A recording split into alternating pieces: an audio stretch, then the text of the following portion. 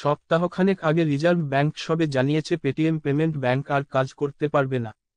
প্রথমে 29শে ফেব্রুয়ারি Paytm payment ব্যাংকের লেনদেনের শেষ দিন ধার্য করা হয়েছিল। পরে অনুরোধ মেনে 15ই মার্চ পর্যন্ত সেই সময়সীমা বাড়ানো হয়েছে।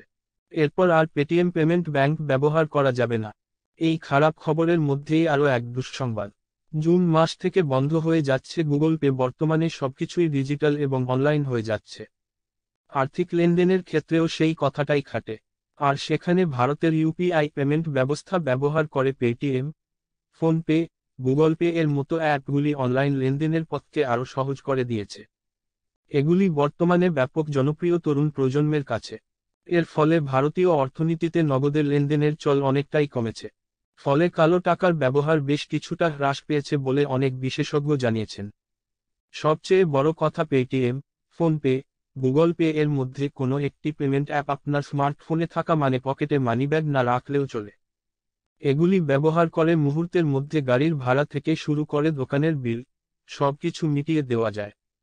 সেখানে প্রথমে পেটিএম এবং পরে গুগল পে বন্ধ হওয়ার ঘোষণায় অনেকটাই আশঙ্কিত সাধারণ ব্যবহারকারীরা। তবে পেটিএম বন্ধ হওয়া নিয়ে ভয়ের কারণ থাকলেও গুগল পে বন্ধ হয়ে যাওয়ার বিষয়টি নিয়ে ভারতীয় ব্যবহারকারীদের ভয় না পেলেও চলবে।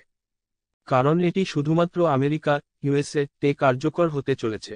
মার্কিন বহুজাতিক গুগলের পক্ষ থেকে একটি বিবৃতি দিয়ে জানানো হয়েছে, আগামী 4 জুন 2024 থেকে মার্কিন মুলকে গুগল পে এর পরিষেবা বন্ধ হয়ে যাবে। তবে ভারত এবং সিঙ্গাপুরের ব্যবহারকারীদের উপর এই সিদ্ধান্তের কোনো প্রভাব পড়বে না।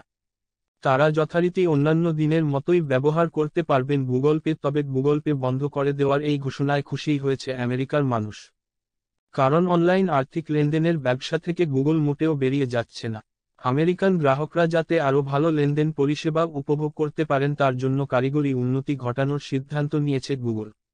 আর তাই পুরনো ভার্সনের গুগল পে বন্ধ করে দিয়ে তার যাবতীয় গুরুত্বপূর্ণ ফিচার্স সহ তারা বাজারে নিয়ে এসেছে গুগল ওয়ালেট। 4 জুনের পর থেকে মার্কিন মুলুকে অনলাইন লেনদেনের জন্য গুগল ওয়ালেট ব্যবহার করতে হবে।